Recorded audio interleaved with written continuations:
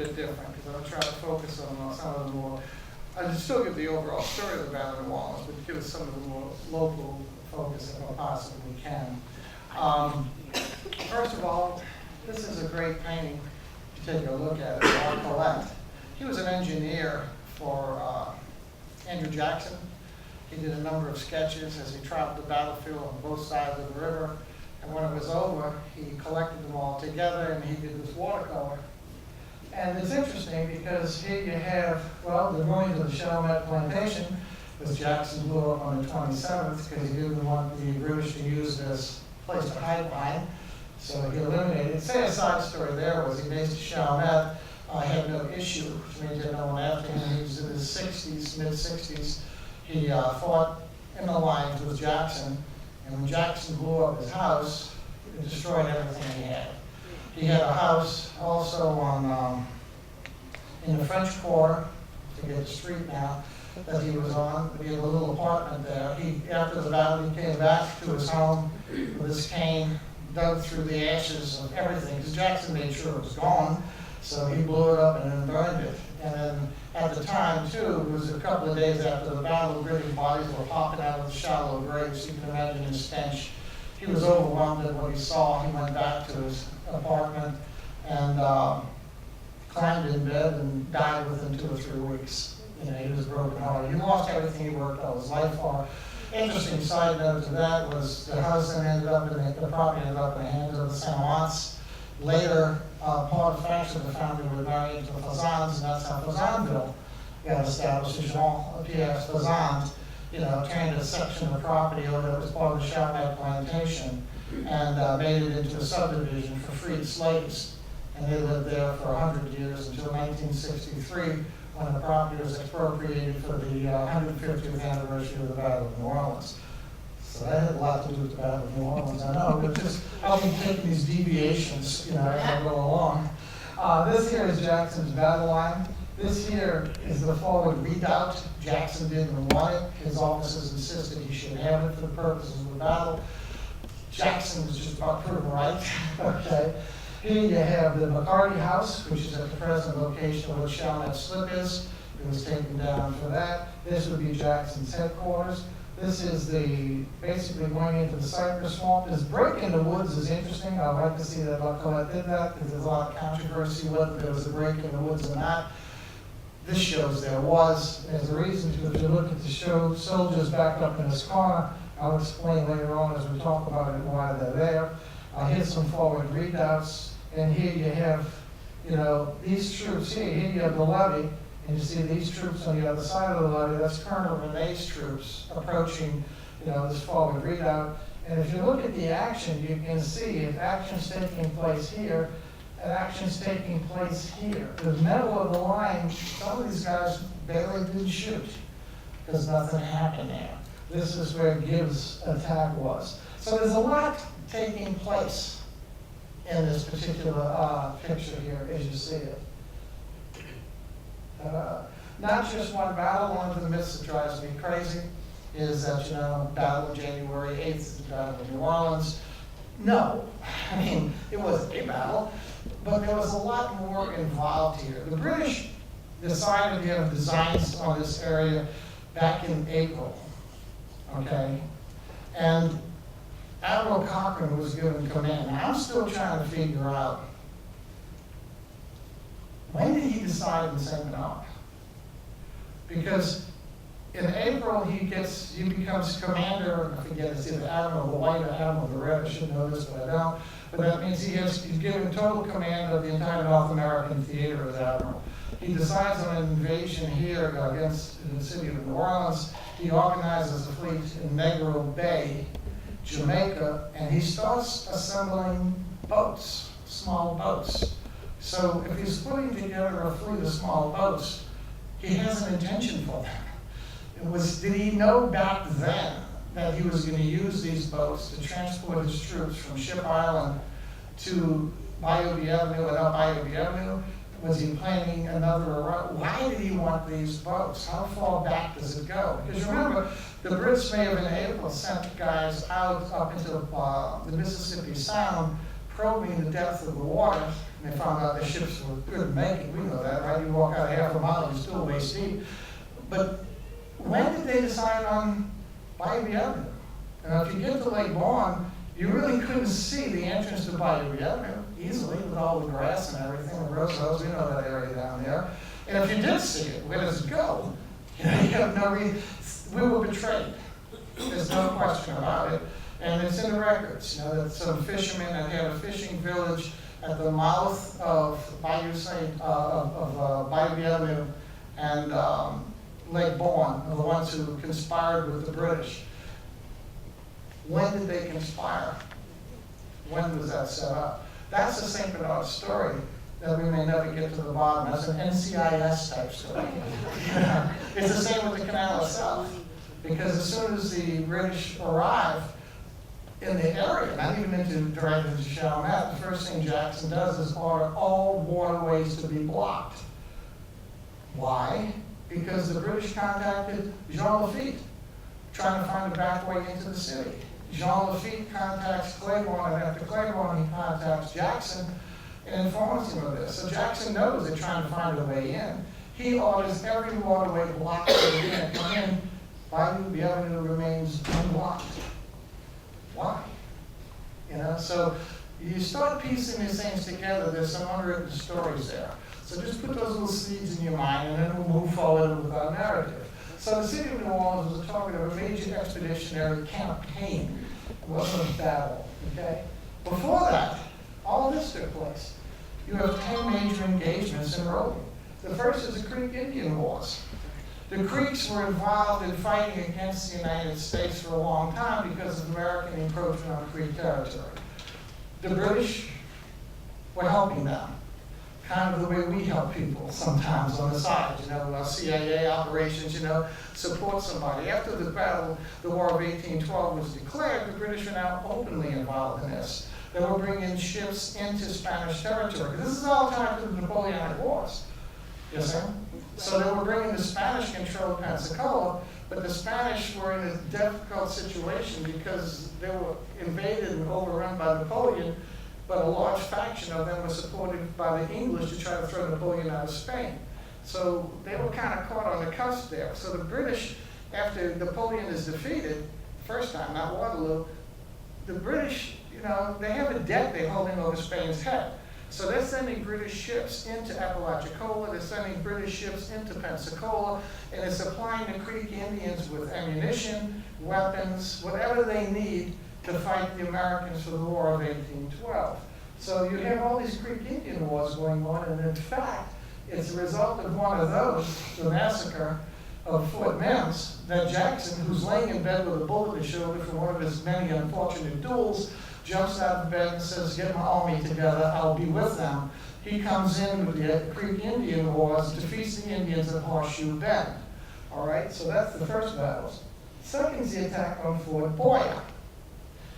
The British decide, I'll get into more detail on that in a little bit, that the best way to take New Orleans, that's why I have to be curious why the boats, because their original attempt is to go from Mobile overland downriver onto the city of New Orleans and take it that way. So you have that battle. The next you have Pensacola, because after the failure of Fort Boyer, Andrew Jackson's angry with the Spanish for helping the British out. So Andy Jackson, being Andy Jackson, attacks Spanish territory, causes a bit of an international crisis. By doing so, Jackson don't give too much of a damn. Trouble is, they've been helping the Brits, so they're going to pay the price for it. So he invades Pensacola. So you have that battle. Next, you have the Battle of Lake Bourne, where the British now are trying to enter into Louisiana territory, immediate territory. After that, you have the night battle of December 23rd. That's after Jackson realizes the British in Chalmette. He's got to drive them away. After that, you have the assault of December 28th, when the British make their first attack. You then have the assault of January 1st, when the British make a second assault. Then you have the major battle on January 8th. And after that, and simultaneous with that, you have the West Bank operation, where we actually lose the Battle of New Orleans, believe it or not. And then you have Cochrane's attack on the forts. And then finally, the very last battle, the War of 1812, we lose. Because the British go back to Fort Boyer and actually take it. But by that time, the treaty's been actually signed, sealed, and delivered, and it's all over with. So it's not just the Battle of New Orleans on January 8th. It's a campaign with a lot going on, okay? What was at stake? Obviously, the British wanted to take the wealth of the city of New Orleans because the city had been blockaded. They estimated there were, at that time, millions of dollars worth of goods in the city. And according to the Admiralty rules at that time, it was prize money. Cochrane would have made himself a millionaire because he came with empty cargo ships. He was emptying his city, taking all those goods, bringing it back to England, selling it, and doing well. I mean, he had to split up a little bit with the crown and his offices and things, but he would have done quite well. Provided land for Native American allies. By taking New Orleans and cutting it up through the Mississippi River, the British never accepted the Louisiana Purchase as being legitimate. So by taking the city of New Orleans, they were going to basically undo the Louisiana Purchase and open up the western lands for Native Americans. Because Native Americans had supported them in the French and Indian War, Native Americans supported them in the American Revolution, Native Americans was supporting them in the War of 1812. Really hasn't worked out too well for Native Americans in each one of these things. This way they have a piece of territory to go to. Control the Mississippi River is obvious. Open a second front. If the War of 1812 is to go on and they occupy the Mississippi River, they can bring troops down from Canada, link them in New Orleans, control the Mississippi River, it opens the second front, possibly divide the states in the West, simply because they repudiated the Louisiana Purchase. When Pakenham leaves England, he's given a letter by Earl of Bathurst that tells him, if you hear of anything about a treaty, ignore it. Take the city. People say the Treaty of Ghent lays out the fact that there's peace. No, it was signed. It wasn't signed. It was negotiated in Ghent, Belgium, and signed by the negotiators. President of the United States didn't sign it. King of England didn't sign it. Congress, Senate didn't approve it. So as a result, it was unratified. By law, it's unratified until all three people not only sign it, but exchange it and have possession of the signed documents. That doesn't take place until March 18th. So even though the document was passed, it wasn't ratified. But more importantly, if you read the Treaty of Ghent, in it, it says all properties will be returned to their rightful owners. You got to be careful when you read a contract, as some of us know what's buried in there. Americans thought, oh, they're talking about some islands we had in dispute with Great Britain and Maine. No. England saw the Louisiana Purchase. England never accepted the legitimacy of the Louisiana Purchase. First of all, it was illegal, because Napoleon bought Louisiana from Spain and never paid for it. It was basically like a stolen car. Second of all, they said that if I ever get rid of it by treaty, written in a treaty, I'll return it to you. They didn't. They flipped it to us. And besides which, the British said, we'll never accept Napoleon's cosmology of the world. We hate this guy. We defeated this guy. So what he saw means nothing to us. So they saw Louisiana as still legitimately belonging to Spain. It had nothing to do with the War of 1812 legally in their minds. So you got to kind of keep that in mind when you look at this thing. Gain access to the cotton wealth of the South. That's another thing to consider. No one's really looked at that, but the Industrial Revolution began in England with the cotton industry, actually the woolens industry. Cotton just worked out to be a better product if you get the real seeds out of it. Once Eli Whitney invented the cotton gin, you could get seeds out of it. But then we had kind of a lock on it, like OPEC had a lock on oil. Well, just think, if the British could have taken and repudiated the Louisiana Purchase, that means all the cotton in Arkansas, Louisiana, Texas, might have been available to them in the later years as things go along. So there could have been a financial advantage there. And as I said, the main one is overturning the Louisiana Purchase, return to its rightful owner, which they perceived to be Spain. And of course, revenge for the revolution. We still have a bad feeling about what happened in Vietnam, how it turned out. So you can imagine how a lot of these British officers and politicians felt with the American Revolution. They got a chance to stick it in the eye of America, their thumb, they're going to do it. Just because they got this gnawing anger, they never should have lost this thing. So, the Gulf campaign, the key to it is Napoleon abdicates. England is fighting a major war, and has been, since the 1790s in Europe, over the issue of Napoleon occupying Europe. April 11th, 1814, he loses. He made his mad dash into Russia, like somebody else we know in the 1940s. It worked out the same way, in fact. So he gets defeated. So he has to abdicate. He gives up. They put him on the island of Elba as a prisoner. British forces, now you got this major army, you got this major navy, you've been fighting Napoleon, Napoleon's gone. But you got this aggravating little war going on against the American colonists, which, by the way, if you know about from Great Britain, it still references as the colonies. You notice that? I love it. I have a friend of mine from London said, come on. She said, you're a colony. I said, yeah, you're a little island. There's nothing great about Britain, let's be honest. So anyway, the idea is they can now take all this energy and all these weapons and turn them against the United States because they were available, okay? Opened up an offensive. First thing they hit was Washington, D.C. They burned the city. You remember? They came in and actually officers sat at the president's table, ate his meal, which was still warm on the table, drank his wine, and burned the White House. Then they burned other public buildings, and then a storm came through, and the fire spread and ended up burning more than they thought they would burn, and the storm drove them out. The next thing, they hit Baltimore. Now, this is a key to us in the Battle of New Orleans, because they hit Baltimore, Fort McHenry. I think you all know that story. They come up with a combined naval attack and a land invasion. The naval attack is fought by the defenders at Fort McHenry, and there's a little guy, American, on a ship there who writes a poem about it, which they link to a Scottish drinking song, which we now call our national anthem. Okay? But the link to it here is one of the top British officers, General Ross, who is a commanding officer above commanding officers, is killed by an American sniper on the land movement. He's the guy who's supposed to lead the charge in Chalmette. He's dead. They've got to find a replacement. They talk to the Duke of Wellington. He's not on your life.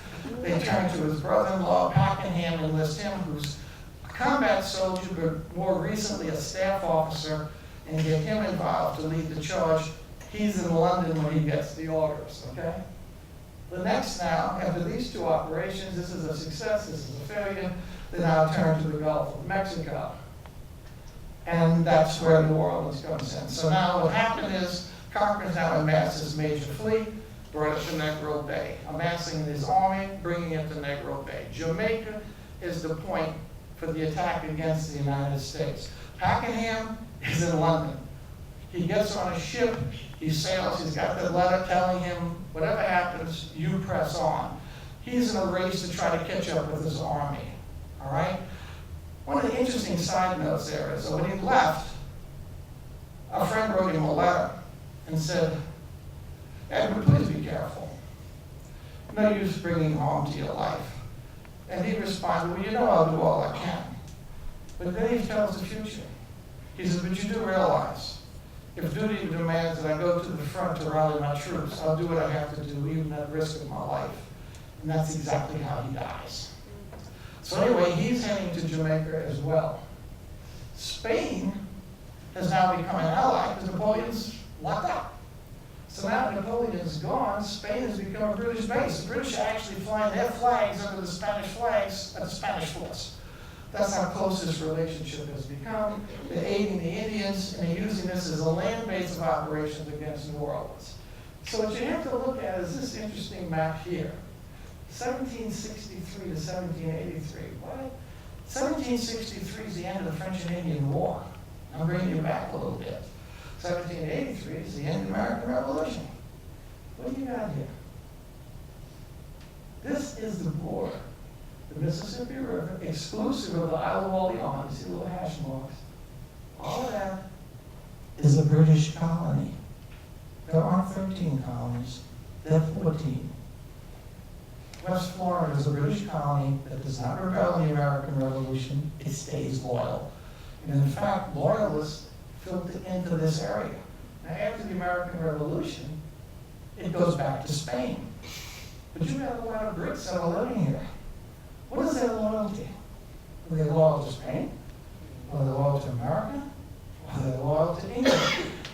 When the British come in, the English have every reason to believe there may be some sympathy there. Here is the area of the battle. Here you have Pensacola, here up along here, Apalachicola, down here Cedar Key. This is where the British are operating and sending ammunition and everything to the Indians. And the base of operations is operating here out of Pensacola. Here's Mobile Bay. That little point of land there is where we now have Fort Morgan. That's Fort Boyer, okay? So the British plan was, there's Pensacola, there's Mobile, there's Fort Boyer. The British plan was to come in and take Fort Boyer. The idea being, William Percy writes this letter. It's interesting if you get the letters and you read them at the Williams Research Center, because they're hard to read. They're all written by hand on a heaving ship, apparently, so it's a little difficult to work your way through. But he's telling Admiral Cochrane, this is going to be a cakewalk, don't worry about it, there's very few defenses there. I'm going to just go with some land troops and some Indians on here on the ground side here. We're going to invade. I'm going to take my fleet, bring it around the front. I only need 4 ships. We'll knock this base out. Once we take that base out and get command of the opening, we can then move in, take Mobile. From Mobile, we can take our entire army as one group through what might be friendly territory, former British colony, and come down on the city of New Orleans, coming down river, which would have shut the Mississippi River off from any supplies coming to New Orleans. Well before Jackson gets a lot of the people he's going to need. Jackson's going to get 2,700 Kentuckians 2 days before the January 8th battle. They wouldn't be there because they've been cut out. This is critical. Of course, it doesn't work out the way they planned. Nothing does.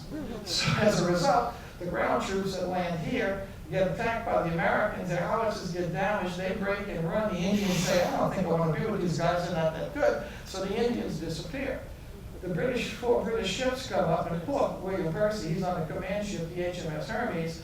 He's firing at the American fort when he runs aground, and his vessel swings bow towards. Well, you don't have guns out the bow, so he's bow towards the American fort. The American fort knocking the hell out of him. So he decides he's got to do something. So he starts shifting his sails and cutting lines to see if he can swing the vessel, and he accomplishes it. 180 degrees, so he's stern forward.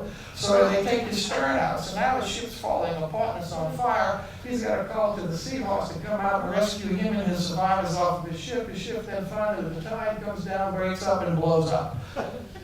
He's got to write a letter, which is hysterical in a way, to Admiral Cochrane saying, you know that easy invasion I told you about? Well, A, it wasn't. B, we lost and kind of lost my ship too, which is something the captain never likes to admit, but that's in essence what happened. So that whole plan of invasion is gone. That's the intent. I'm still wondering about the boats. Why did Cochrane want all these boats? At what point did St. Bernard come into the picture? Okay? Now we have Jackson's angry because of the Spanish, so he invades Spain, I'll tell you that, takes Pensacola, drives the British out, creates an international uproar, but he don't particularly care. His point was driving the British out of Pensacola, but doing that they lost their land base of operations. They're now stuck on their ships.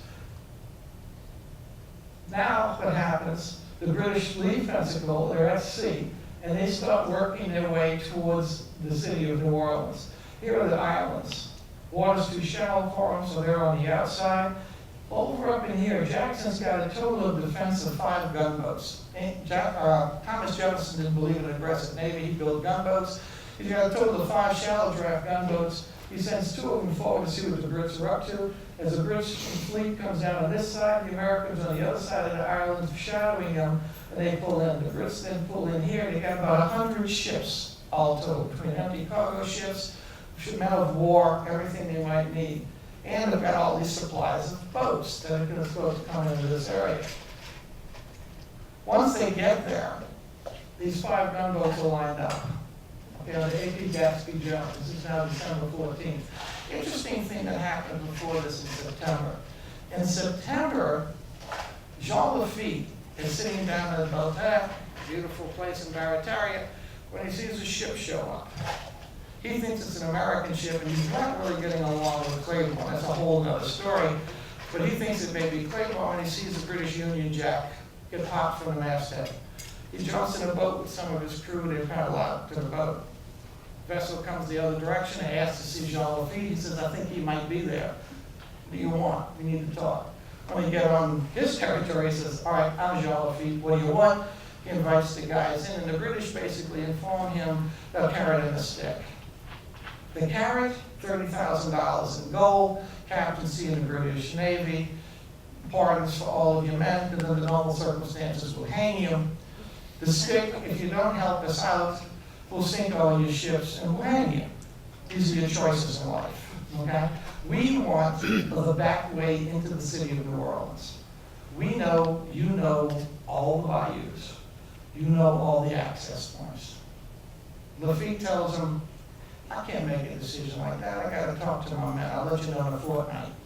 In the meantime, when they leave, he sends the information to Claiborne. Claiborne doesn't know what to do with it. He has a meeting of his people. They decide that Jean Lafitte's an enemy because he had contact with the British. They organize an attack and they blow up Barataria. Jean Lafitte then turns to Andrew Jackson. Jackson calls him a bloody banditti and a murderer, wants nothing to do with him. But then they become friends. And it's like, all right, there's nobody more stubborn on the face of the earth, I think, than two people. One being Andrew Jackson, the other being somebody I really liked. That, we know he was stubborn than Dean. So the idea is these people just don't change their minds. Jackson suddenly becomes his friend. There's a story behind that too. It has to do with basically religious issues, I guess you could say. Masons. They're all Masons, the whole bunch, and that might have been the connection that drew them together. So anyway, that's the source of where waterways come in. That's what Jackson's worried about. That's why when Jackson finds out the Brits are here, he orders all waterways shut off, because he knows the British have designs on finding a way into the city. This battle takes place here. The American 5 gunboats, 43 barges. The barges that Buckingham got together. He mounts a gun in the front of each one, trains his crews for 2 weeks, confronts these guys within an hour and a half, blows them out of the water, and seizes the gunboats, and now he controls Lake Horn. Jackson's aware of that. So what you got here is this is the way they come in. So this will be the area, the number of plantations in St. Bernard that are going to be involved in the battle. This is the route in through Bayou Bienvenue, back then let's go Bayou Catalan. They come into the city, they stop at the Villeray Plantation. This is line Jackson, this is line Montreal, this is line Dupree. Jackson's got 3 lines. If I get beat here, I go here. If I get beat here, I go here. If I get beat here, I'm in the city. And line Jackson, he'd burn the city rather than let the British have it, just like, the Tsar burned Moscow to keep Napoleon out. So that's why the people, the Creoles in the city were like, this man's crazy. We can't let him do this. So there were some people wanting to negotiate simply because you had 14,000 British troops and 100 ships. What do we have defending us? I mean, what did Jackson have? Some Tennesseans, some Kentuckians, some free people of color, some Choctaw Indians, a collection of local guys with their hunting guns, a couple of army, a couple of detachments of Marines, nothing to match what the British were throwing against him. On this side of the river, you have the lines of defense here. This here is the emplacement here, Patterson's Battery. There's some passage attacking him as he tries to come up, because they'll catch him in a crossfire. They have several lines of defense here as well. This is key. This is the very last line of defense, Beaujolais. After Beaujolais, the Americans have no protection on the West Bank. If the British get here, they can lob shells right into the French Quarter, which is the capital of the city. What are you going to do? If the city's under attack and you're stuck over here with your troops and half of your people's family and businesses are in the city of New Orleans, that creates a crisis for Jackson. So the West Bank is critical. This is a map showing, the British map showing the disposition of troops. This is the battery way too big. This is the battery opposite, Jackson. This is Patterson's battery that creates a deadly crossfire. It's now the 23rd. What's happened? The British have found their way in. The evidence that we can collect has the fact that some traders, fishermen, at a house, actually a fishing camp, at the entrance of Lake Bon and Lake Bon and Bayou Bienvenue, have betrayed the position to the British. So the British now come in with their barges. Villeray's plantation is here. Gabriel Villeray is a member of the militia. Major. He defies Jackson by not closing Bayou Avenue. What? Interesting sidelight. It makes you wonder a little bit. Was that a route for smuggling? The British contended it was. If you read their records, it seemed like a great route for smuggling. I wrote a book on the development of all things, the Industrial Canal. A lot of people aren't aware that there's a tunnel under the Industrial Canal for Bayou Avenue, because Bayou Avenue drains the city. And they were building it. This guy wrote a book about how they were building it, and then talking about Bayou Avenue. He mentions as an aside, of course, everybody knows this was the way Jean Lafitte supplied the plantations downriver and places like the Fallberg Marigny and Fallberg and Bywater with all the slaves and the smuggling information he was bringing into the back of the city. So that raises some interesting questions as to just exactly what was going on there. I don't think Gabriel Villeray had any inclination whatsoever that he was being compromised. I think if he left that open, which he did, it might have been figuring, when this war's over with, I still got my business. I gotta leave this canal open. He sent people down to make sure the British weren't there and those guys were captured. To me, that exonerates him of that. But it doesn't exonerate him of not closing the canal as under direct order by Andrew Jackson. So what happens, the British get paid in. They go, and when they get here, they take a young lieutenant named Piddle, and they say, "They'll dress up as one of these fishermen, get one of these boats, these pirogues, paddle up there and see if they're lying to us. This is a trap." So they get in a boat, he goes all the way up, stops below the Villeray plantation, gets out, it's at night. He walks quietly past the Villeray house, crosses the levee, gets down, kneels down, and drinks out the Mississippi River. And looks up river and sees the city of New Orleans. This brings me where I needed to go. He then turns around and goes back. Admiral Cochrane is back on the fleet.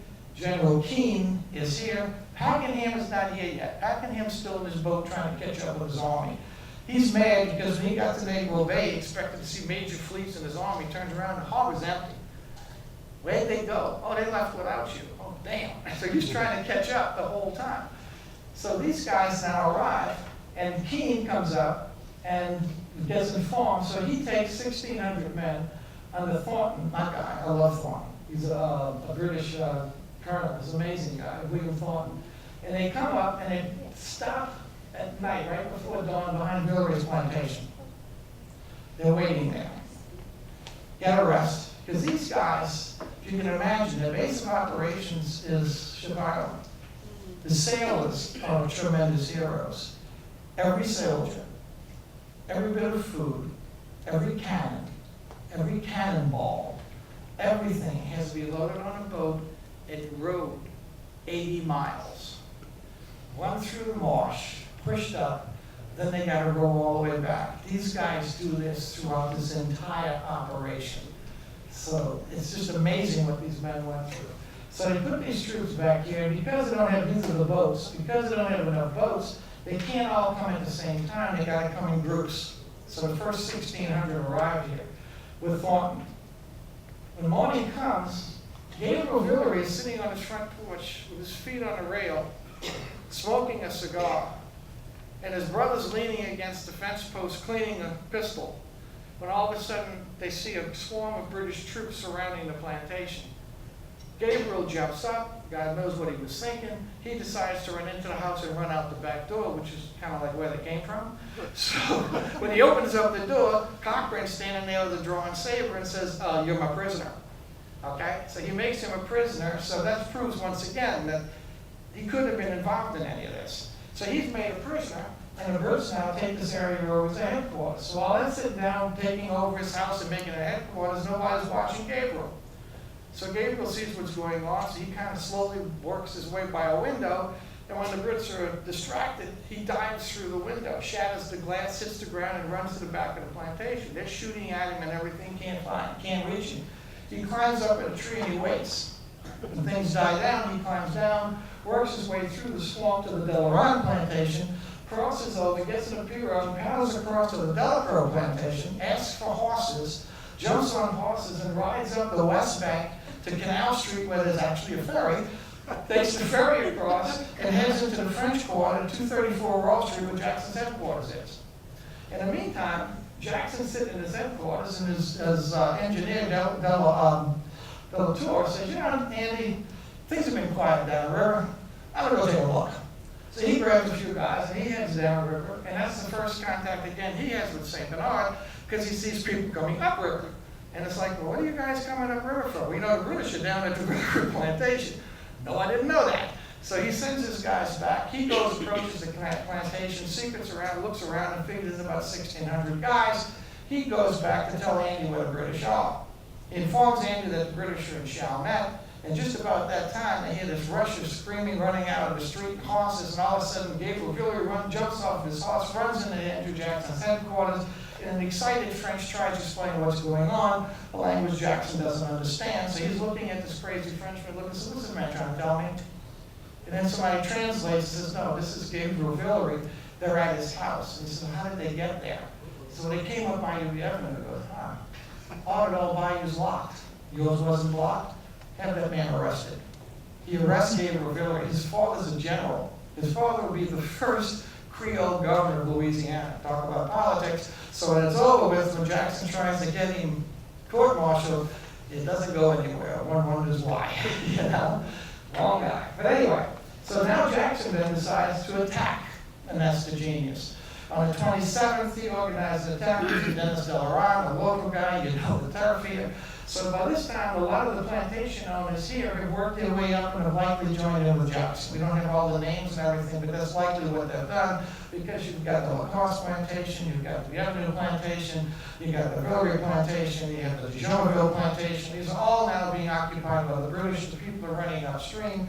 So they go see Jackson. They bring some of their slaves with them if they possibly can. Jackson comes along the river, and what he does is he sends the Carolina here, opposite the British fort. He tells them, whatever you do, don't say a word.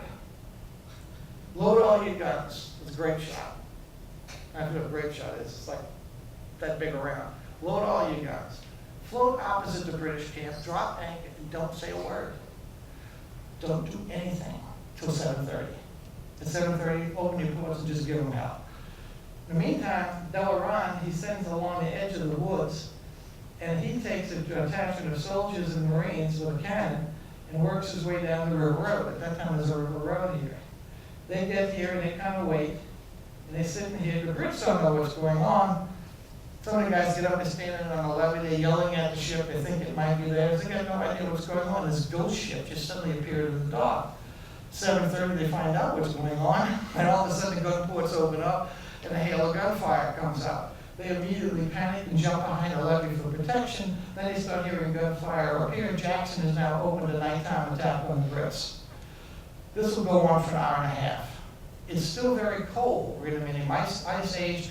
There's a lot of fog around, black powder smoke and fog. You can't see anything. Brits are capturing British. An American detachment from Beale's Riflemen captures a whole group of British, get turned around and walk into the British camp instead of their own and make themselves prisoners instead of the Brits. This type of confusion is taking place. People are yelling at each other. Finally, after an hour and a half, Jackson says, I've done enough. Because he also sees here's reinforcements coming in, so he pulls off. The Brits consider it a great victory. We drove the Americans away. The Americans are like, we punched them in the face. We demonstrated our ability to fight. Particularly, they like Andy Jackson. Because Andy Jackson has a personal hatred for the British that goes back to the American Revolution and the loss of his two brothers and his mother, which made him an orphan. He's standing here with bullets flying past his head, waving his saber in the air, commanding orders, not flinching one bit. We got ourselves a commander here. So they go back kind of like, a bad reference after last night, but kind of like the Saints after scoring a touchdown in the first quarter, you know? We're feeling really good.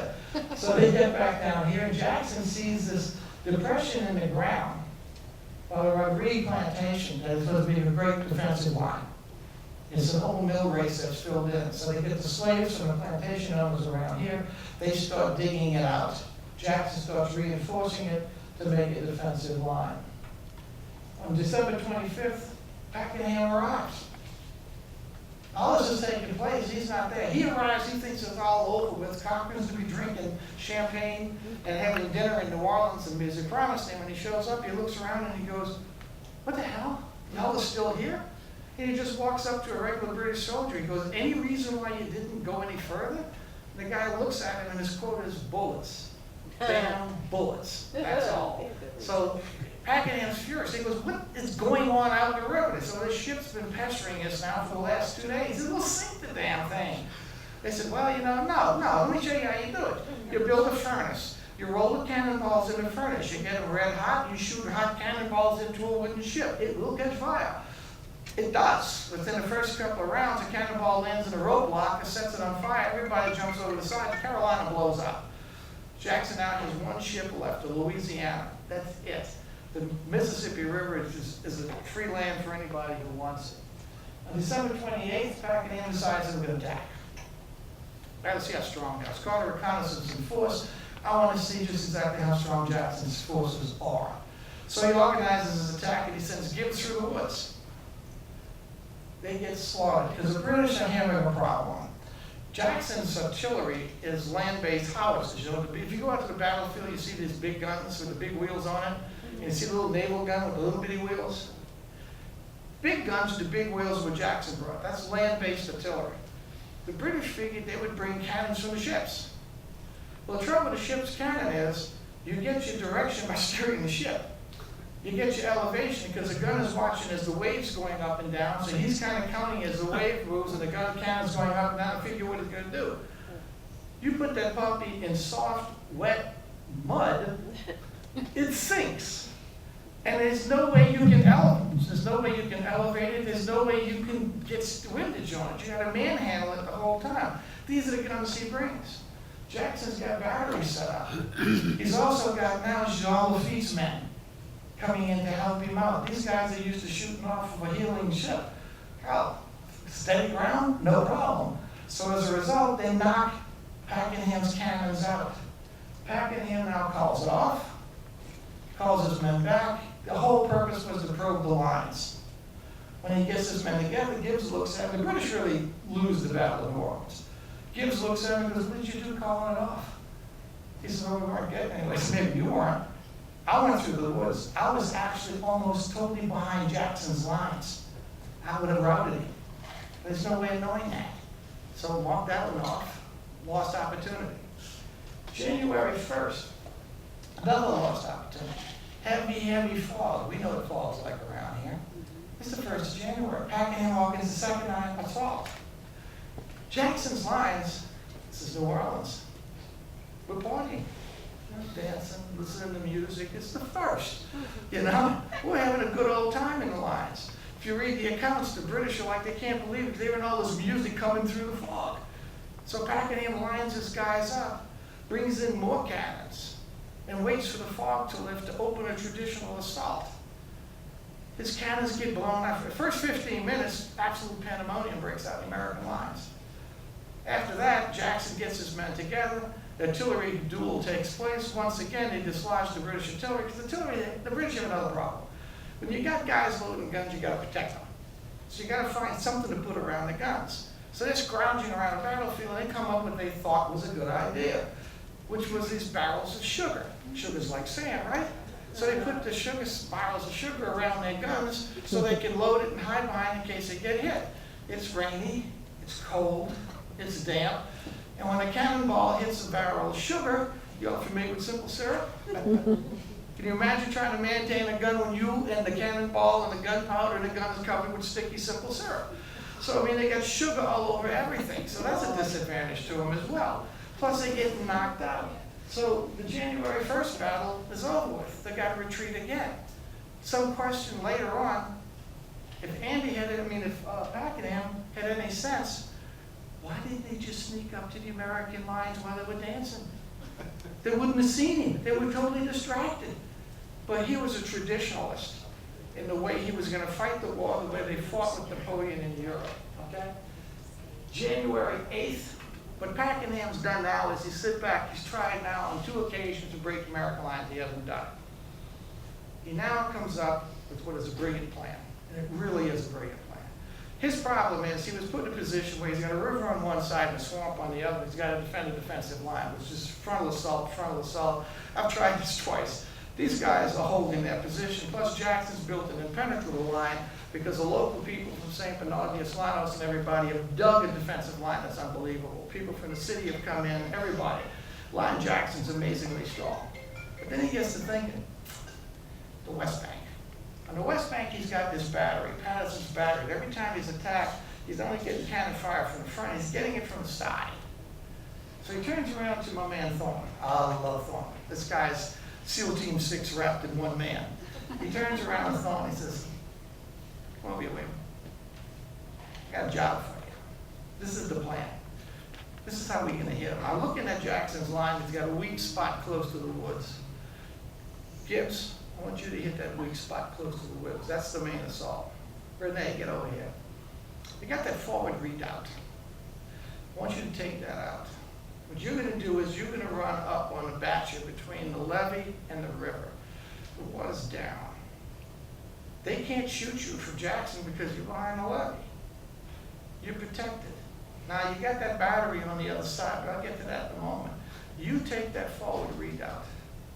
When you take that forward position, you can take those guns and turn them against Jackson.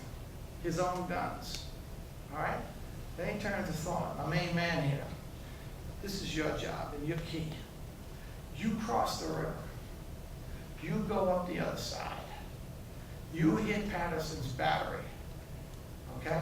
Now, as soon as you hit that battery, they're going to have to defend that position, which means those guns that have been pestering us, they're going to have to turn downriver to protect their own position. That's all I want, because that allows Renee to attack the forward redoubt and take it. The key to the whole thing is timing.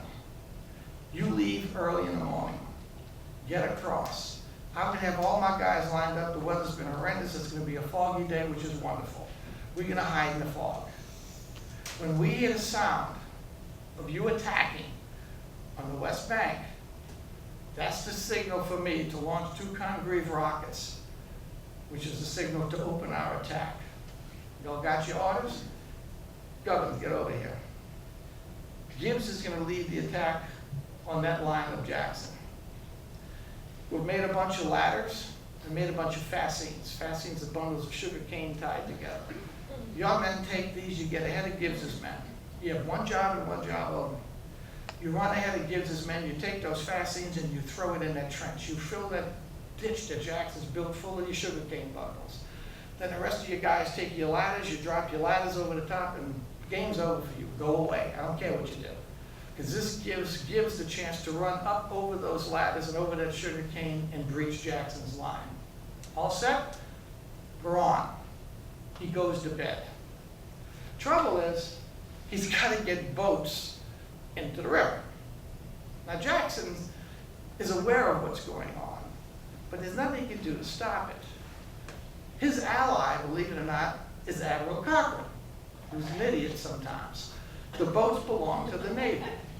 So Pakenham's thinking is, well, we're going to bring the boats forward the same way we brought the cannons. You roll them on logs, you bring them up, you throw them in the river. Admiral Cochrane says, no, those are my boats. We do it the Navy way. What might that be?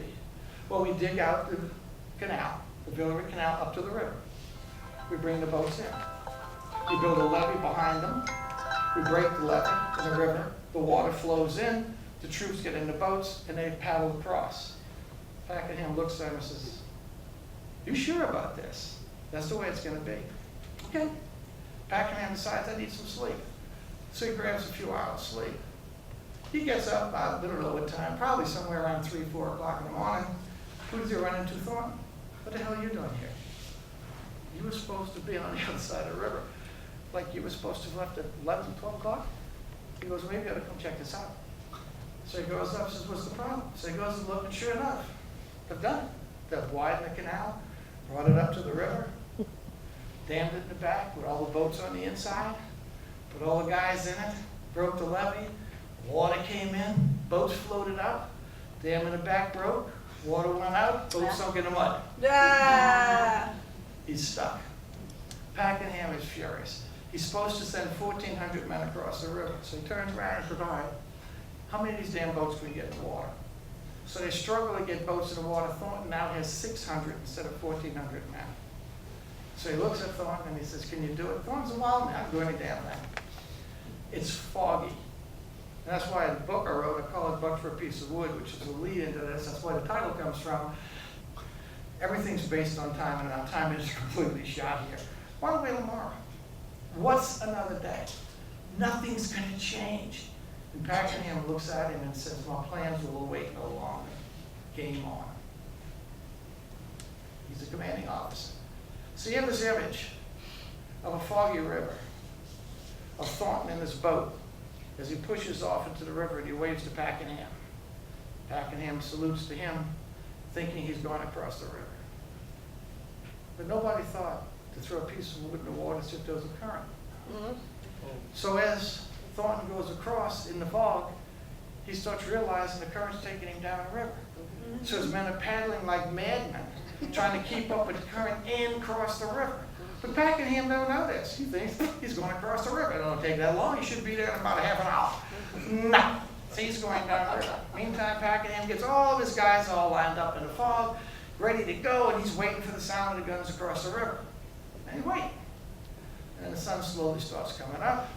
Anytime now, guys. Anytime. Sun starts coming up. Fog starts lifting. It's got to be any time now. Spott's battery on the American side looks through the fog. He says, "Ay, damn, it looks like a bunch of Brits out there." Lights his cannon up and shoots around right into the British ranks. At that point, Pakenham says, "Game's on." Launches his two Congreve rockets, a single in the attack. The firing begins. Thornton arrives on the other side of the river when the battle begins, 1.5 miles down from where he was supposed to be. So technically he's out the game. The West Bank battery is still alive and well. Rene's troops charge up the west along the edge of the battery. They take the forward battery. Rene whips out his saber and says, "The day is ours," at which point he gets shot 3 times, one of them right between the eyes. He falls off, the other officers with him and dead. The rest of his troops are getting pestered by the artillery coming from the other side of the river. They run away. Keane, who was ordered to reinforce Rene if he succeeded, realizes he's not succeeding.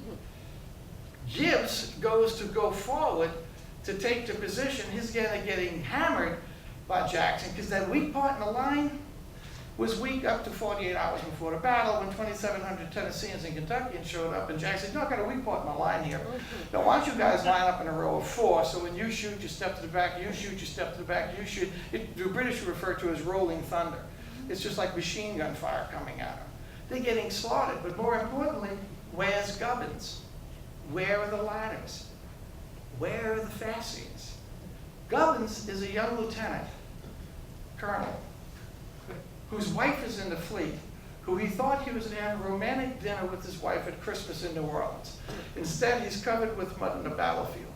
And when he gets the orders from Pakenham, he turns to one of his lieutenants and says, "We've been ordered to suicide." Here's what he means. He says, "We've got to charge the American lines holding sugarcane on our head. What are the chances?" He doesn't do it. So Gibbs, when he's trying to make the advance, has no way of crossing the ditch. He's getting slaughtered. So he calls his men back. At that point, Pakenham sees the confusion, rides forward to see what's going on. He gets shot in the arm. Then his horse gets shot out from underneath him. His aide-de-camp grabs him, puts him on his old Creole pony, and he's leading Pakenham as Pakenham's trying to find out what the problem is. He finds Gibbs, and Gibbs says, "So help me God, if I find Gubbins, I'm going to hang that sucker from the highest tree in this marsh for want of courage." He's nowhere to be seen. So Pakenham's trying to get the 44th Regiment together, get the ladders and fascines, when he gets hit with a grape shot and is killed outright. And while he's laying there, he gets another shot in the spine. Pakenham doesn't say a word. All he does is groan, and he dies. In the meantime, they try the second assault. They get under a withering fire. Gibbs is killed, and his men are being slaughtered. Keane decides to cross the battlefield to try to reinforce Gibbs. He gets shot. Not dead, but might as well be. He's seriously wounded with a gut shot. And to show you how the British Army is, one group in there was the 93rd Highlanders. And then Commander Thomas Dale, the medical officer, asked him, he says, "Well, how do you think it's going to work out today?" He opens up his coat, takes out a letter, sticks his hand, takes his watch, hands it to the medical officer, says, "Give this to my wife, today I die." And he does. But the last order he gave to his men was halt. Then he gets shot. They don't move. 600 men stand there and get shot until they're finally ordered to leave the battlefield. And they're very organized to leave the battlefield. The West Bank is quiet at this point. The East Bank is carnage. It all takes place in about 45 minutes. It's over. Andy Jackson is ecstatic. He's totally decimated the British Army. Things couldn't be any better. Then he hears the sound of rifle fire across the river. And he turns and he looks and he's mortified. Because what happens across the river, this is the battle here. So this is Renee. This here is Gibbs's attack. That's that break in the trees. The break's important because after the first assault, they retreat behind this to get reinforcements to find out where the 44th is. And this is about where Pakenham dies. This shows them hidden. This is Keane coming across. This shows them leaving. Okay, 45 minutes, it's over with. Now, this is what Jackson writes the day after the battle. Okay, his actual report to the 7th Military District. The batteries, which rendered me for so many days, he's talking about the West Bank batteries, the most important services, though bravely defended, were of course now abandoned. Not, however, until the gulls had been spiked. The unfortunate rout had totally changed the aspect of affairs. The enemy now occupied a position from which they might annoy us without hazard, by means of which they might have been able to defeat in great measure the effects of our success on this side of the river. Jackson thinks the Battle of New Orleans is over, we lost it. Because what's happened is the British under Thornton have moved up. And this guy's relentless. And everywhere he moves, the people that Jackson put here, there weren't enough men, they weren't properly armed, break and run to the point where they take Patterson's battery, which was Thornton's job. After he takes the battery, he looks across, he sees the carnage on the other side, he figures, the hell with it, I'm gonna keep going. So he keeps charging. He gets to the last line of defense. Once this is gone, Thornton's plan is to get reinforcements, come back here, and start hammering the city of New Orleans with concrete rockets and cannons. I got Jackson in a pinch. What's he gonna do? If he leaves Chalmette and goes this way, yeah, I got 2,000 guys down, but I got 14,000 I started with. I got plenty of guys out there. Okay, I can fill that void. If Jackson stays here, the Creole legislature's liable to surrender if the city's on fire and under attack. Jackson's mortified. It's all over. What happens is Thornton gets shot. That's not necessarily a bad thing. He's been shot numerous times in his life. He works his way back. He puts another guy in charge named Mullins, not to be confused with Governors, tells him, hold the position. You guys are tired. You've been rowing all night against the current. You've been fighting all day. You haven't had anything to eat. You're exhausted. Take a break. I'm going to go down and get reinforcements. So he comes across the river, goes back across, turns around and meets the command. Says, all right, I want to see General Pakenham. He's dead. All right, let me see General Gibbs. He's dead. I'm going to see General Keane. I might as well be dead. All right, what about Renee? He's dead. What about Wilkins? Is anybody alive here? And one guy says, yeah. General Lambert, head of the reserves. So he meets General Lambert. Lambert's like, he's never seen anything like this in his life. This is the guys who defeated Napoleon, for God's sakes. This is carnage. He's never seen British troops drop their equipment and run from a battle like they've been doing here in the East Bank. So Thornton tells him, look, I need some reinforcements. I got the West Bank in my hand. Like, what? He goes, just listen to me. He says, well, I'm going to get somebody to check it out. So he gets an officer named Wilkinson to go on the other side and come back. He says, oh, it's going to take all kind of artillery, about 2,000 troops. We don't know what Thornton has to say about this. I've tried to find if he wrote anything after, trying to find the diary. The only thing I know about Thornton was that later he becomes a governor of a small village in Ireland and commits suicide at the age of 62. Why, we don't know. I can imagine him looking at him saying, I took the whole thing with 600 guys, number one. Number two, so what? We control the Mississippi River, even if it's just barges. You don't have any boats. The only vessel he has is Louisiana. He took all the damn guns off of it to reinforce that battery. Give me what I need. Jackson is panicked. He doesn't know what's going to happen next. And all of a sudden, he hears a bugle. And he looks down the river on his side and he sees 3 British officers, one with a white flag, 2 other ones standing there. So he sends to see what they want. And the guy comes back and hands him a note. He opens it up and he says, I would like to talk ceasefire. Lambert folds it up, hands it back, give it back to him. I don't know any damn Lamberts. Comes back, General of the British Army, Lambert.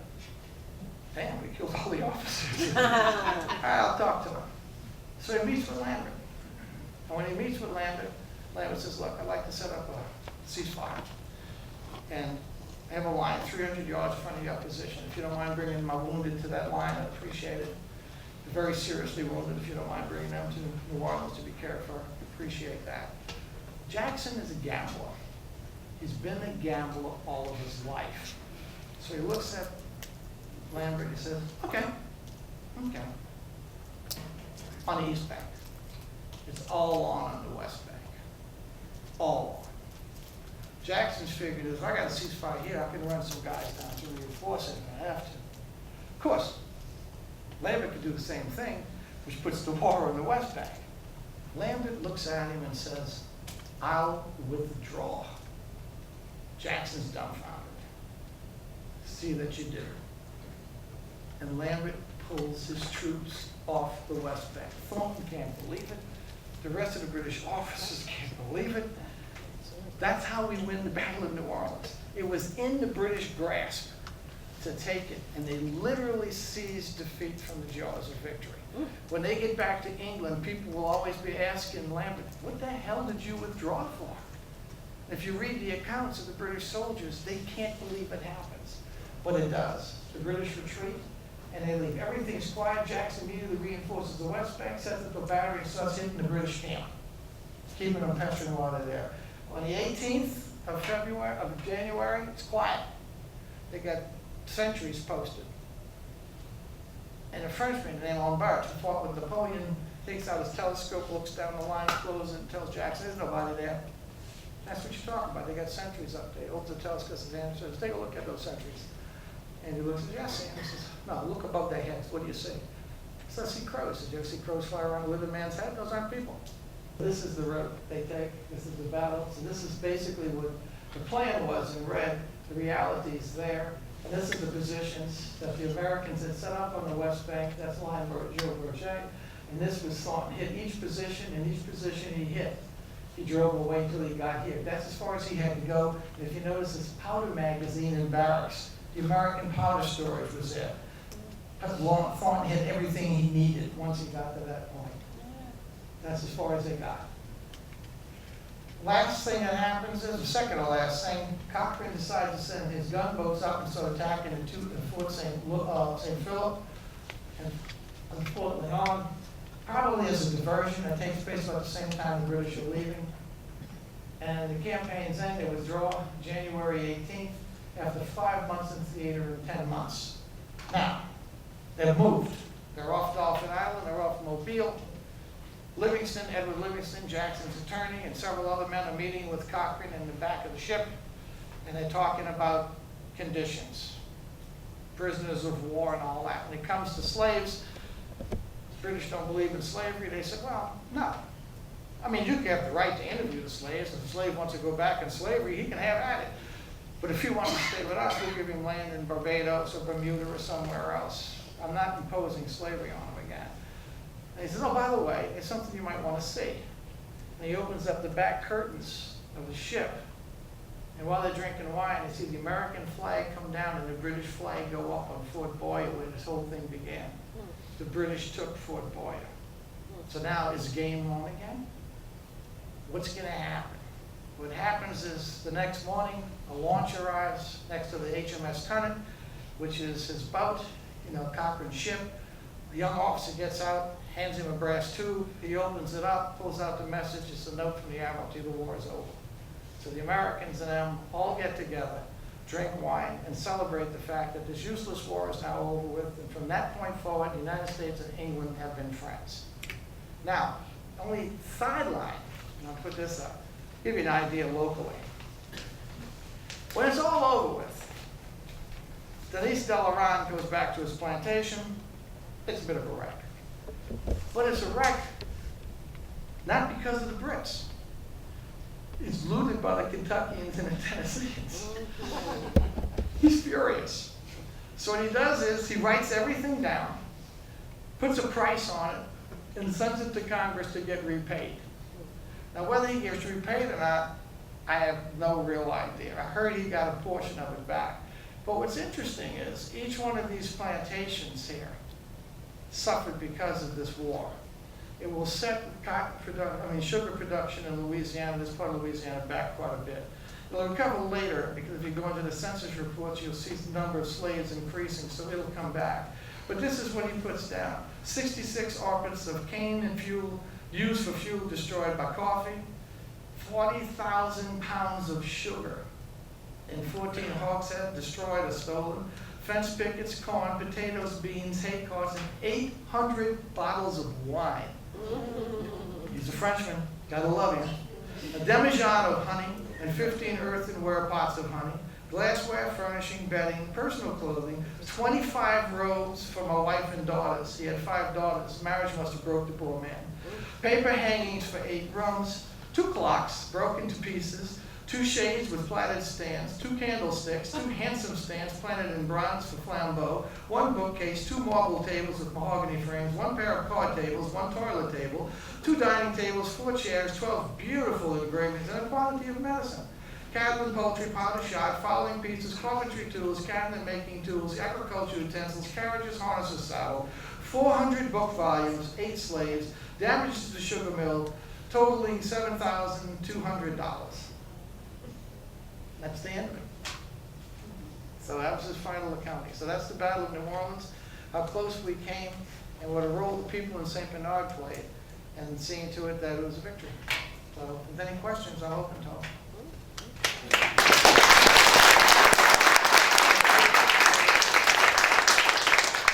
Could you talk a little bit about the Indians and how they attacked, and the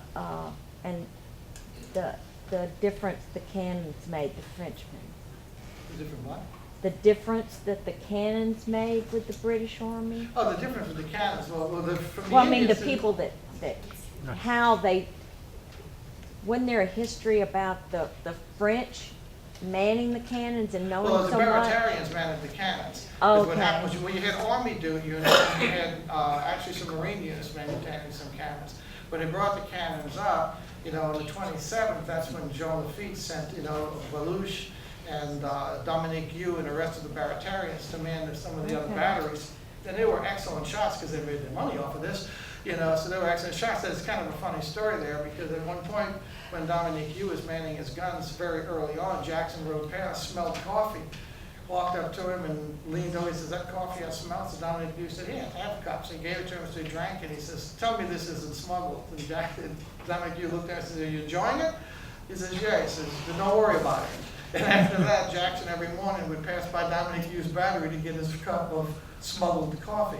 But, yes, the Frenchmen played that role. As for the Indians, I don't know too much other than the fact that the Choctaw were involved in the battle. Where they were positioned on the line, I'm not sure. A lot of free people of color were in the battle, and most of them were positioned in the center of the line, because that's where they thought they were going to take the hit. They didn't expect to get it hit closer to the Cypress Marsh.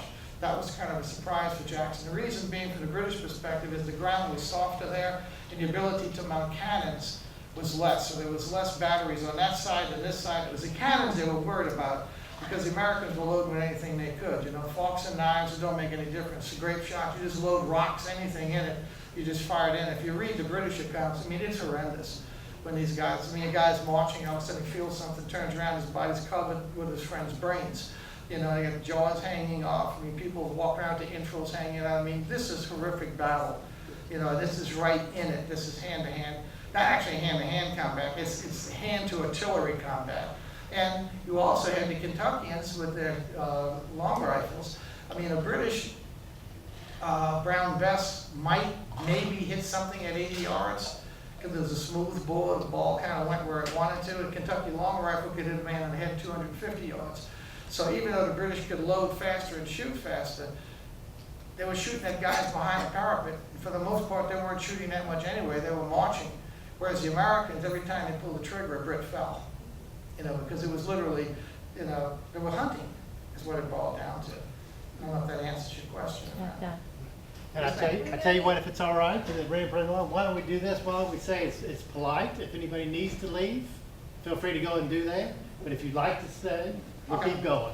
So, Are there any estimates on the numbers of British troops killed and the numbers of On American? that day, they estimate 2,600 were down, about 800 were dead, but the rest were wounded. But you don't want to get wounded there, because if you get wounded, what do you do? You get shot in the arm and the leg, they cut your arm and leg off. So you what, die of sepsis or shock afterwards. So there's really no way of knowing what the total numbers were. But they always talk about the 13 American. That's on the East Bank. Then, the very few on the West Bank, which was Jackson's Point, there wasn't any defense. But if you look at the night of the 23rd, you look at all of the other battles, I think the American losses are somewhere in the neighborhood of about 254 total. The Brits lost several thousand. Most of them died on the night of the 23rd, because that was literally brutal hand-to-hand combat. The Americans were using tomahawks and knives. You know, the British were using rifle butts and bayonets. So they got right down to it and mixed it up. Anybody else? How you doing, Tim? Doing good. Good. Yes, sir. There was some recent archaeological digs at Chapman High. They found some things. Is that the original site of the Lacoste plantation? Close to it, I think. I'm not exactly sure. I'd like to one day, we'll talk to Curtis about that, of laying out a map and superimposing on it. Trouble is, I have to find Steve Estopanol again. I know he's up in Baton Rouge as a surveyor, to find the exact locations of where these things were. But it was close, because the Lacoste School was right around there. And Lacoste School was built, I believe, on the site of the Lacoste plantation. So yeah, that'd be close to that. This whole area was full. People would be upset about this, but I used to wrestle at Holy Cross back in the 1960s. And one day, I don't know if y'all, Brother Alkiol, does that name ring a bell with anybody? Oh, yeah. Well, one day we showed up with a bunch of, bunches of dumbbells. But they were weird. It was like 16 pounds. Like, who makes a 16-pound dumbbell? It was crazy. Come to find out, those are the 8-pound shot that were on the Chalmette battlefield that somebody scrounged and Brother Malkiel welded them to make dumbbells for the wrestling team. So that's what happened to the cannonballs that were in the Chalmette battlefield. And it doesn't surprise me. And people have been finding things all along. I understand when Lyle Lynch was there, he used to give kids candy and things for anything they would find. He would collect. What he did with all the stuff he collected, I don't know. I've always wondered, since the British shells and everything coming over the American lines, has anybody ever done anything at the St. Bernard Port? They got that forested area there, any checking down there with metal detectors? Because that's where actually most of the Americans were killed, behind the lines, because they were in the reserve position and all the shells were going over the American lines and into the reserve position. So that's where I would think if you'd find anything now, that might be the only untapped place. I know when we built the hospital, I was on a hospital service district and I was panicked, because at one point I said, well, wait a minute, we're building this hospital where we're building it. I said, suppose in the process of digging, they find like a British belt buckle. He says, you're screwed. He says, because everything stops and it becomes a major archaeological dig. He says, so just hope that doesn't happen. Thank God it didn't. But that's the kind of thing that can come up. These things can surprise you. But there's got to be stuff out. Where are the British bodies? Nobody knows. And I talked to Tim Pickles, who's much into that, and he says the British officers, well, we know what happened to Pakenham. Pakenham and their offices were stripped, disemboweled, the innards were buried underneath the pecan tree at the Delaron plantation. Their bodies were packed in barrels and filled up with rum, sealed, and sent home for proper burial. Or as one Kentuckian said, they left in good spirits, which is a way of putting it. But that's what they did. The regular soldiers, he said, they were stripped of everything but their underwear. The uniforms belonged to the king. They would be washed, they'd be sewn, repaired. So you're wearing a British uniform, the 3 guys might have got killed in it, as it passed around. The uniforms belonged to the king. The bodies were buried where they fell.